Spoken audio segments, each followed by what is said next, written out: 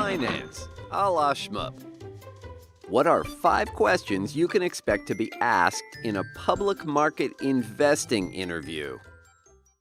All right, number 1. Sounds innocent enough of a question, right? And note that you aren't being asked, so what do you think of GE here? As a relative newbie to investing, you are not expected to have an opinion on much of a range of stocks, but it certainly is fair game to ask you about one specific stock you come up with that you follow. So if you answer, I don't really know, then, just end the interview right there and save everyone a whole lot of time. 2. And the interviewer may ask you, why? Why? Well, you said you liked Apple. Well, why do you like Apple and not the fruit, the computer company? And the answer can't be because Kramer says so. That's almost always the wrong answer. It also can't be because I like the new iPhone or, well, who doesn't like Apple? Yeah, you need metrics and an opinion. Like, well, the street doesn't appreciate Apple's earnings power from the new markets they're entering all over the world, and the new push to sell really high-margin software through its home systems, and the new products are totally underestimated. And it's good if your voice gets kind of high and squeaky like that too, shows passion.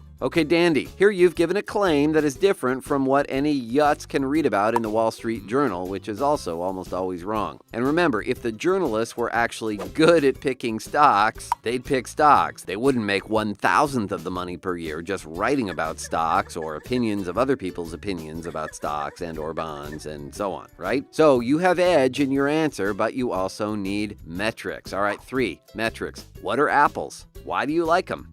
Answer, well, the published street estimates are 16 times earnings this year and 14 times next. And you sound purposely semi-cryptic, because the presumption is that anyone who follows stocks knows that you're referring to published stockbroker or sell-side research reports when you say street, and that 16 and 14 are times the published estimated earnings numbers. So you speak street, bully. But then you give edge or alpha. That is, you say something like, the street isn't appreciating the mountains of cash Apple has overseas. The market cap of the company is $1 trillion, but it has $350 billion of cash and no real debt. So if you X out the 350 from the trillion, it's $650 billion of equity cap. And, on those numbers, it's just 12 and 10 times earnings. I think it's a buy here. Yeah, all right, pretty good. 4, vocab. Well, you won't be asked for much vocab lingo in your interview, or if you are, the interviewer is just being a but by clearly elucidating the difference between market cap and equity cap, a subtle but important difference, in an Apple's case, well, it's a huge and meaningful swing, well, then you are conveying the sense that you were actually awake in class that day. Yeah, nice job. All right, moving on. 5, the plan. So what's the plan? You have to have one. And the right answer when the interviewer asks you